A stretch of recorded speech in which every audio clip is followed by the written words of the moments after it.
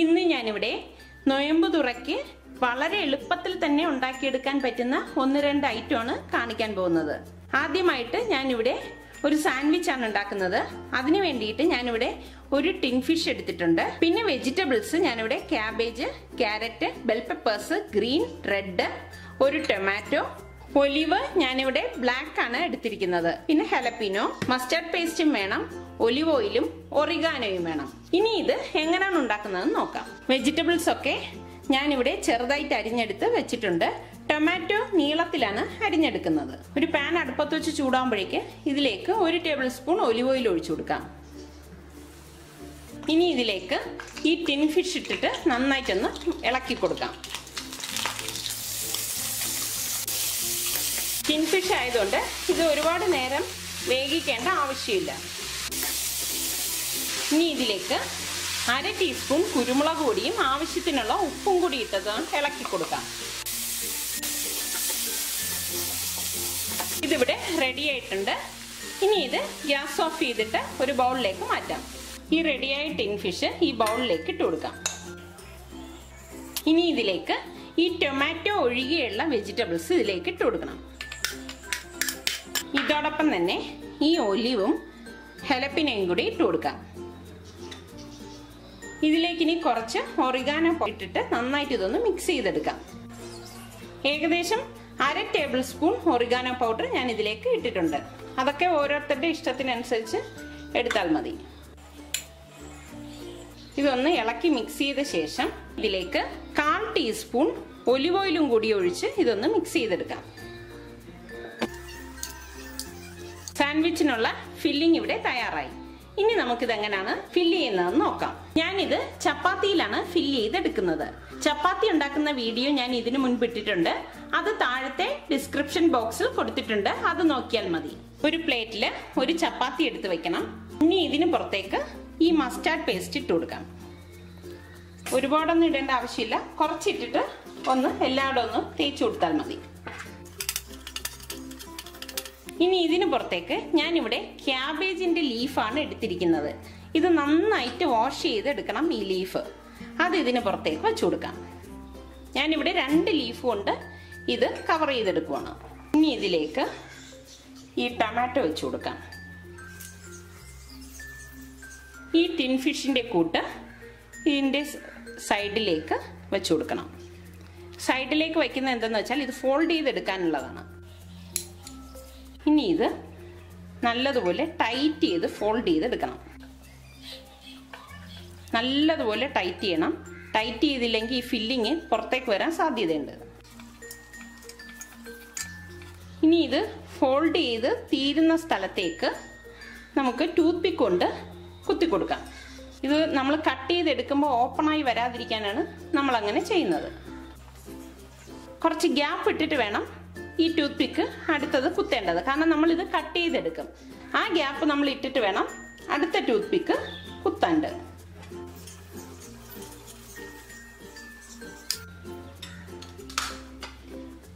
ഇതുപോലെ കട്ട് ചെയ്തെടുക്കണം.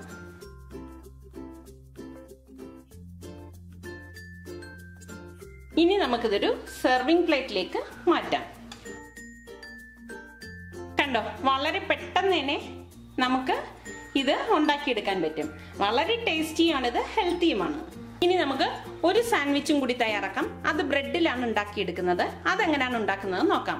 ഇതിവിടെ മാറ്റി വെക്കാം. നമ്മളിപ്പം ചപ്പാത്തി സാൻഡ്വിച്ച് ഉണ്ടാക്കിയതിൻ്റെ ബാക്കി ടിൻ ഫിഷിൻ്റെ മിക്സിങ്ങിലാണ് ഞാൻ അടുത്ത് ബ്രെഡിൻ്റെ ഫില്ലിങ്ങും തയ്യാറാക്കുന്നത്. ഈ വെജിറ്റബിൾസും ടിൻ ഫിഷും മിക്സ് ചെയ്ത് വെച്ചിരിക്കുന്ന ഇതിലേക്ക് ഞാനിവിടെ 1 ടേബിൾ സ്പൂൺ മയണൈസ് ഇടുവാണ്.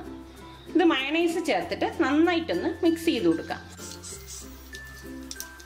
മയണൈസ് എല്ലായിടത്തും വരത്തക്ക രീതിയിൽ നല്ലതുപോലെ ഞാനിവിടെ മിക്സ് ചെയ്തെടുത്ത് വെച്ചിട്ടുണ്ട്. ഇനി നമുക്കിത് ഫില്ല് ചെയ്യാം.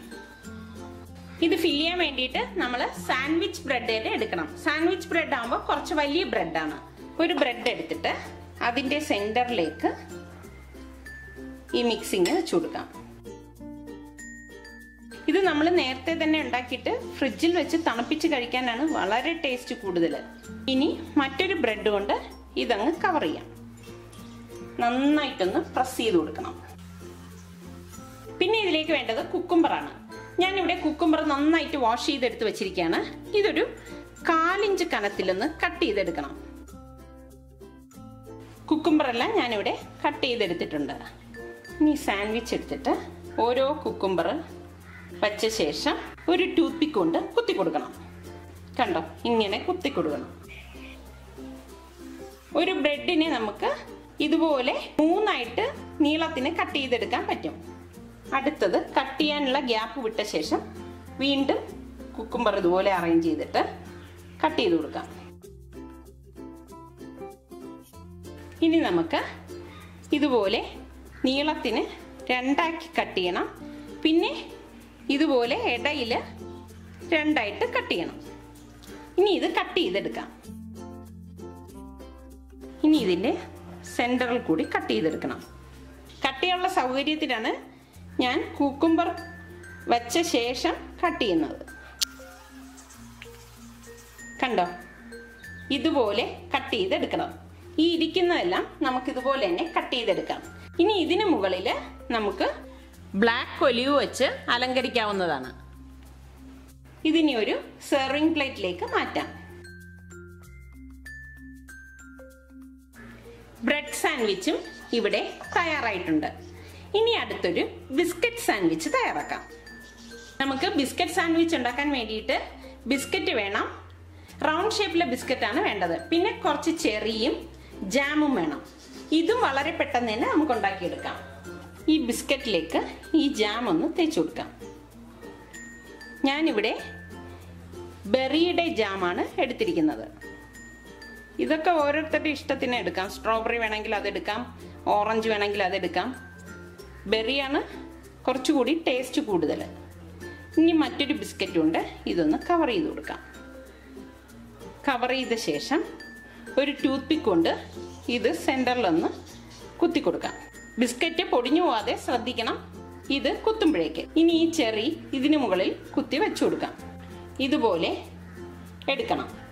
ഈ ഇരിക്കുന്ന ബിസ്ക്കറ്റ് എല്ലാം നമുക്ക് ഇതുപോലെ തന്നെ എടുക്കാം.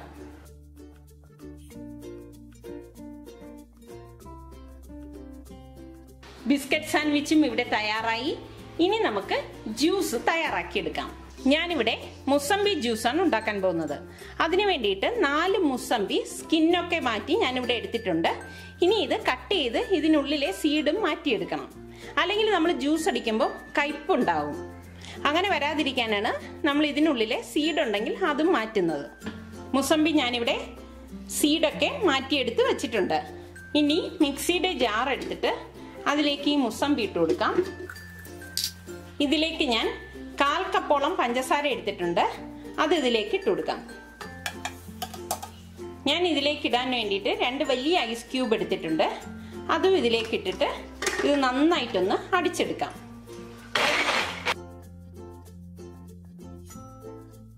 ഇനി ഇതൊന്ന് അരിച്ചെടുക്കാം. വലിയൊരു ജഗ് എടുത്തിട്ട് അതിലേക്കൊരു അരിപ്പ് വെച്ചിട്ട് ഇത് അരിച്ചെടുക്കണം. ഇനി ഇത് ഒഴിക്കാൻ വേണ്ടിയിട്ട് 2 ഗ്ലാസ് എടുക്കണം. അതിലേക്ക് ഞാൻ 2 ഐസ് ക്യൂബ് ഇട്ട് കൊടുക്കുകയാണ്. ഇതിലേക്ക് ഇനി മുസംബി ജ്യൂസ് ഒഴിച്ചു കൊടുക്കാം. മുസംബി ജ്യൂസും ഇവിടെ തയ്യാറായിട്ടുണ്ട്. വളരെ പെട്ടെന്ന് തന്നെ ഉണ്ടാക്കിയെടുക്കാൻ പറ്റുന്ന ഇഫ്താർ പ്ലാറ്റർ ഇവിടെ തയ്യാറായിട്ടുണ്ട്. എല്ലാവരും ഇത് ട്രൈ ചെയ്ത് നോക്കി ഇഷ്ടമാണെങ്കിൽ സബ്സ്ക്രൈബ് ചെയ്യുക.